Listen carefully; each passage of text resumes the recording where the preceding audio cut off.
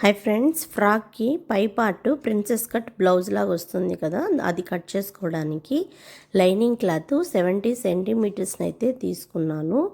దీన్ని 4 ఫోల్డ్స్గా మడిచి పెట్టి దీనిపైన మెజర్మెంట్స్ అనేది తీసుకోవాలి. నెక్కి నాకు 6 సరిపోతుంది.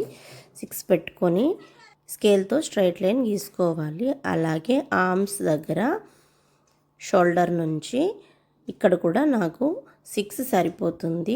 అందుకని 6 పెట్టుకున్నాను. కానీ ఈ ఆర్మ్స్ లూజ్ అనేది, నెక్ లూజ్ అనేది ఒకే మెజర్మెంట్తో ఉండకూడదు. ఎందుకంటే ఈ చంకల దగ్గర పట్టేసినట్టుగా ఉంటుంది. అందుకని నెక్ కొంచెం డౌన్ చేసుకొని ఆర్మ్స్ లూజ్ కొంచెం పైకి పెట్టుకున్నాను.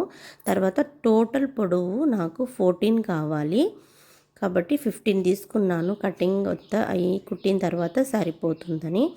ఇప్పుడు ఫ్రంట్ షేప్ ఇవ్వడానికి నేనైతే ఇలా ఫస్ట్ ఒక 1/2 ఇంచ్ వదిలేసి 4 ఫింగర్స్ పెట్టి ఇలా ఒక డాట్ పెట్టుకున్నాను. తర్వాత ఒక 2 ఇంచెస్ గ్యాప్లో ఇంకో డాట్ అనేది పెట్టుకున్న తర్వాత పొడవు వచ్చేసి 4 ఇలా పెట్టి ఇప్పుడు అక్కడ నుంచి క్రాస్గా ఒక లైన్ గీసి స్ట్రైట్గా మధ్యలో కూడా ఒక లైన్ వేసామంటే అక్కడ ఈ 2 సైడ్స్ ఘాట్స్ పెట్టుకుంటే షేప్ అనేది వచ్చేస్తుంది. దీన్ని కట్ చేసేయాలి. మామూలు మనం బ్లౌజ్కి పెట్టినట్టుగానే, కాకపోతే ఇది కట్ చేసి జాయిన్ చేస్తాము, దానికైతే షేప్ ఇస్తాము.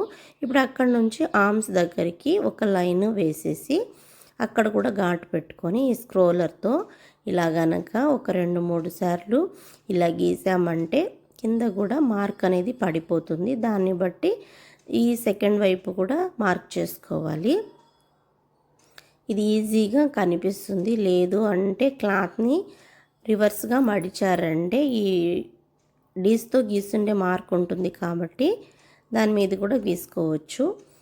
అది లేదు అనుకుంటే ఇలా ఈజీగా మార్కింగ్ అయితే పెట్టేసుకోవచ్చు. తర్వాత శారీలోని క్లాత్ మీద పెట్టి మెయిన్ క్లాత్ మీద కట్ చేసి పెట్టుకుంటే ప్రిన్సెస్ కట్ బ్లౌజ్ రెడీ అయిపోతుంది. మామూలు బ్లౌజ్ కూడా అంతే. ఫ్రాక్కి ప్రిన్సెస్ కట్ పెట్టేటప్పుడు కూడా సేమ్ మెజర్మెంట్స్ పెట్టి కుట్టుకోవడమే.